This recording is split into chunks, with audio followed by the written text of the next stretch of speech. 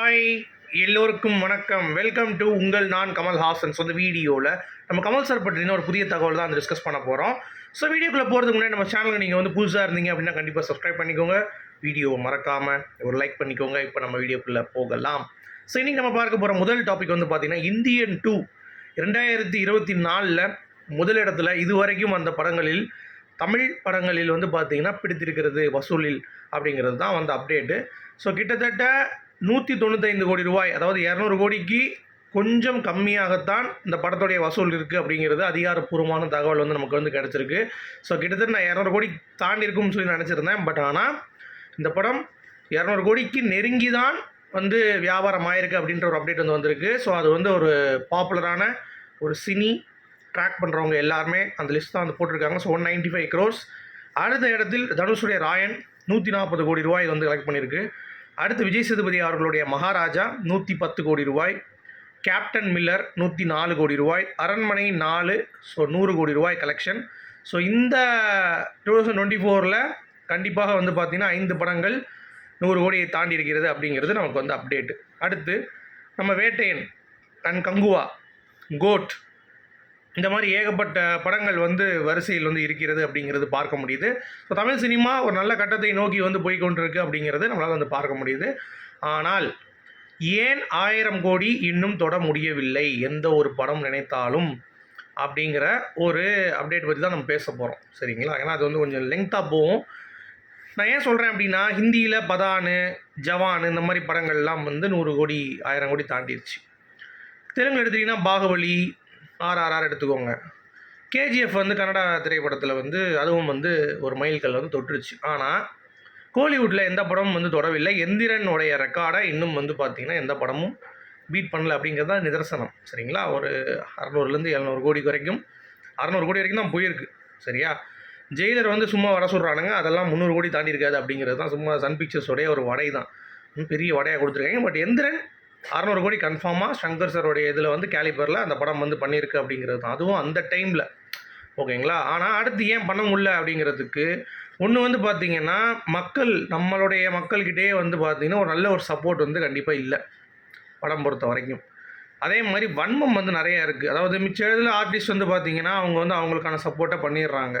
But இங்கே வந்து வன்மத்தினாலே வந்து பார்த்திங்கன்னா முடிச்சு விட்றானுங்க, ஓகேவா? ஸோ அந்த மாதிரியான சில சீக்வன்ஸ் வந்து பார்க்க முடியுது. ஸோ அப்படி இருக்கும் பொழுது கண்டிப்பாக தமிழ் சினிமாவில் ஒரு 1000 கோடி அப்படிங்கிறது இன்னும் 7 ஜென்மம் எடுத்தாலும் வாய்ப்பில் ரொம்ப கம்மி ராஜா அப்படின்ற மாதிரி தான் வந்து கண்டிப்பாக சொல்லணும். ஏன்னா அந்தளவுக்கு இம்பேக்ட் மூவிஸ்க்கு வந்து பார்த்திங்கன்னா மக்கள் கிட்டத்திலிருந்து அவங்களுடைய பொறாமை, அதாவது ரஜினி படம் வந்துச்சுன்னா ஐயோ ரஜினி படம் வந்து ஹிட் ஆகிடக்கூடாது, 1000 கோடி போயிடக்கூடாதுன்னு சொல்லிட்டு மிச்ச ரசிகர்கள். கமல் படம் வந்துச்சுன்னா ஐயோ இவர் படம் வந்து போயிடக்கூடாதுன்னு சொல்லிட்டு மிச்ச ரசிகர்கள். அந்த மாதிரி ஒவ்வொருத்தவனுக்கும் ஒரு ஃபேன் பேஸ் இருப்பாங்க. அவங்களெல்லாம் வந்து இந்த மாதிரி ஐயோ தொற்றக்கூடாது, இது வந்து முடிஞ்சிடணும் அப்படின்ற மாதிரி நினைக்கிறதுனால தான் நமக்கு ஒரு 1000 கோடி ரூபாய் வரவில்லை அப்படிங்கிறது தான் வந்து பாயிண்ட், ஓகேங்களா? இது நல்லா சிறப்பாக சொல்லணும் அப்படின்னா, அதாவது ஒரு அந்தஸ்து அப்படிங்கிறது மிகப்பெரிய ஒரு விஷயம் கிடையாது. இப்போ சூப்பர் ஸ்டார் நான் வந்து மேலே பறந்துட்டுருப்பேன் அப்படின்ற மாதிரிலாம் வந்து ரஜினி பேசினதாக இருக்கட்டும், விஜய் அதுக்கு என்ன பதில் சொல்ல போகிறான்னு சொல்லிட்டு வெயிட் பண்ணுறதா இருக்கட்டும், இந்த மாதிரிலாம் வந்து ஏகப்பட்ட விஷயங்கள் இருந்துச்சு. ஆனால் சிம்பிளாக கமல்ஹாசன் அவர்கள் சூப்பர் ஸ்டார் அப்படின்னு சொல்லிட்டு 1980s வந்து பார்த்திங்கன்னா பத்திரிகையிலே வந்துச்சு, ரியல் சூப்பர் ஸ்டார் அப்படின்ட்டு சூப்பர் ஸ்டார்னே வந்துச்சு. அதுக்கடுத்து கமல் சார் தான் ரஜினிக்கு வந்து ட்ரான்ஸ்ஃபார்ம் ஆச்சு. இது நல்லா நீங்கள் கவனிச்சிக்கணும் அதை, சரியா? அது மட்டும் இல்லாமல் அந்த டைமில் ரஜினி சார் வந்து தம் அடிச்சுட்டு இருக்கும்போது கமல் சார் உள்ளே வரும்போது நடுங்கு வரான், நம்ம தூக்கி போட்டு அணைப்பாரான் அந்த டைம்லலாம். ஸோ எப்படிப்பட்ட ஆளை பார்த்தவருங்கிறது பார்த்துக்கோங்க கமல் சார். அவர் நினைத்திருந்தால் ரொம்ப அருமையாக நான் தான் கிங்கடா கமர்ஷியலில் வாங்கடா, நான் இனிமேல் இந்த மசாலா படம்லாம் பண்ண போகிறேன், குளோபல் சினிமாலாம் நமக்கு செட் ஆகாது, நான் வந்து பண்ணிக்கிறேன், ரஜினி நீ வேணால் நடிச்சு பண்ணிக்கோ அப்படிங்கிற மாதிரி சொல்லிட்டாருன்னா ரஜினின்றவன் காணாமல் போயிருப்பான், கமர்ஷியலில் கொடி கட்டி பிறந்திருப்பார் கமல் சார், அதில் எந்த ஒரு மாற்று கருத்தும் இல்லை, சரிங்களா? ஆனாலும் தனக்கு வந்து ஒரு பேன் இண்டியன் ஒரு இது வந்து வரணும், ப்ளஸ் மசாலா படங்கள் வந்து தரம் கெட்டு போய் நம்மளை வந்து ஞாபகம் வச்சுக்க மாட்டாங்க. ஏன்னா ரஜினிலாம் இந்த ஒரு தலைமுறை தாண்டினார்னா எவன்டா ரஜினின்னு கேட்டுருவாங்க.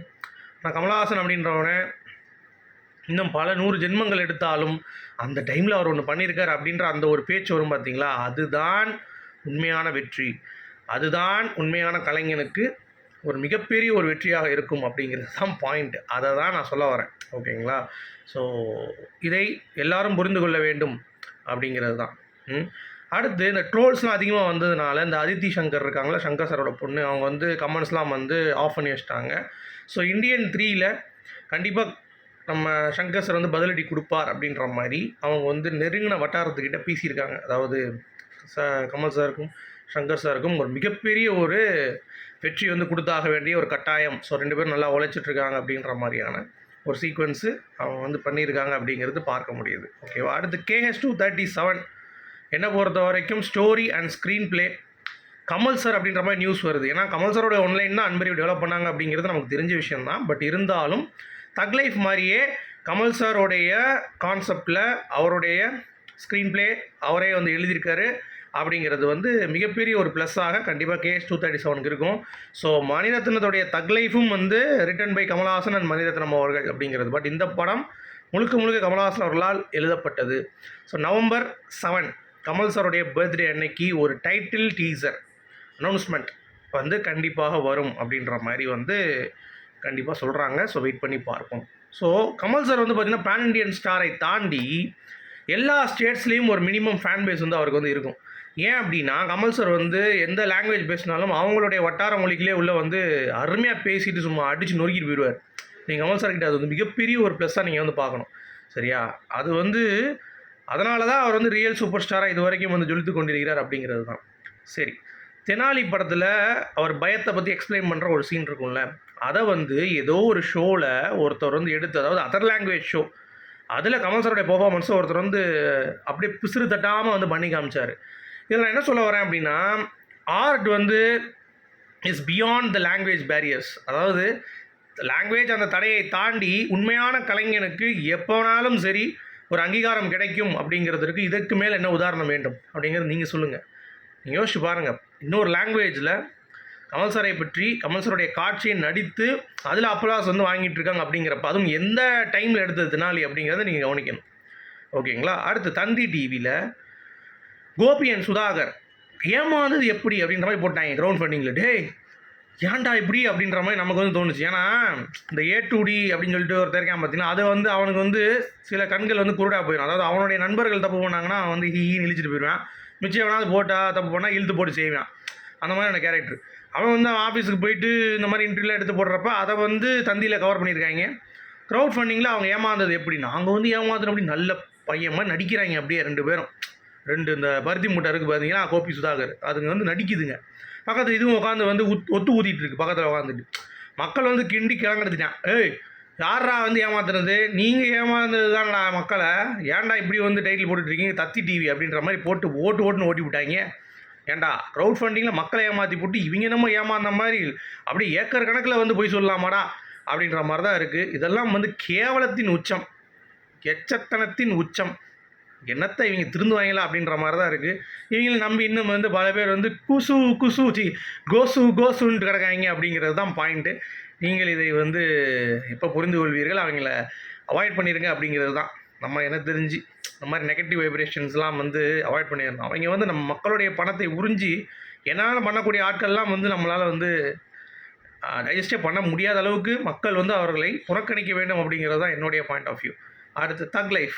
ஸோ கமல் சாரோடைய போர்ஷன் கம்ப்ளீட்டட், ஷூட்டிங் வந்து முடிஞ்சிருச்சு. இன்னும் 5% தான் மீதி இருக்குது ஃபாரினுக்கு ஷூட்டு. ஸோ கிளைமேட்லாம் பார்த்துட்டு முடிவு பண்ண போகிறாங்க. ஸோ தக் லைஃப் வந்து January 10 2025 ரிலீஸ் ஆக போகுது அப்படிங்கிறது தான். ஸோ கமல் சாருக்கு 2 படம் 2025 இந்தியன் 3 அண்ட் தக் லைஃப். ஸோ இந்த வருஷம் இந்த படம் ரிலீஸ் ஆகிற அப்படின்ற மாதிரி தான் நமக்கு வந்து தோணுது. ஓகேங்களா. அடுத்து எண்ட் ஆஃப் ஆகஸ்ட்டில் வந்து கமல் சார் வந்து பார்த்தீங்கன்னா அப்ராட் வந்து கிளம்புறாராம். அதாவது AI லேர்னிங் அப்படின்னு சொல்லிட்டு ஒரு விஷயம் சொல்லியிருந்தேன்ல, ஏஐயில் எப்படிலாம் வந்து அட்வான்ஸ்மெண்ட் இருக்குது, டெக்னாலஜி எப்படி யூஸ் பண்ணுறாங்க அப்படிங்கிறதை கற்றுக்கிறதுக்காக அவர் வந்து போகிறார் அப்படிங்கிறது தான். அடுத்து தக் லைஃப்பில் காஞ்சிபுரத்தில் இன்றைக்கி பயங்கரமான ஆக்ஷன் சீக்வன்ஸ் வந்து நடந்துருக்குங்க. இன்றைக்கி நாளைக்கு 2 நாள் பயங்கரமான ஷூட்டு. ஸோ கமல் சார் சம்மந்தப்பட்ட காட்சிகள் இன்னையோட வந்து பார்த்திங்கன்னா முடிஞ்சிருச்சு அப்படிங்கிறது தான். நாளைக்கு வந்து அந்த பேட்ச் ஒர்க் எடுத்துகிட்டு தக் லைஃப் வந்து முடிச்சுருவாங்க. இன்னும் ஃபாரின் மட்டும்தான் பெண்டிங் அப்படின்ற மாதிரி வந்து இருக்கும். ஸோ வெயிட் பண்ணி பார்க்கலாம். அடுத்து மக்கள் நீதி மையத்துடைய செயற்குழு கூட்டம் ஆகஸ்ட் 23 அதாவது கமல் சார் வந்து அதை முடிச்சுட்டு தக் லைஃபையும் முடிச்சிட்டாரு. ஸோ அப்படியே ஒரு 3 மாதம் ஏஐ அப்படியே கோர்ஸ் பண்ணிவிட்டு திருப்பி KH237 வந்து பார்த்தீங்கன்னா டிசம்பர் மந்த்து அப்படி வந்து ஜாயின் பண்ணிவிட்டு அதுக்கடுத்து அப்படியே டேக் ஆஃப் ஆயிரும் அப்படிங்கிறது தான்.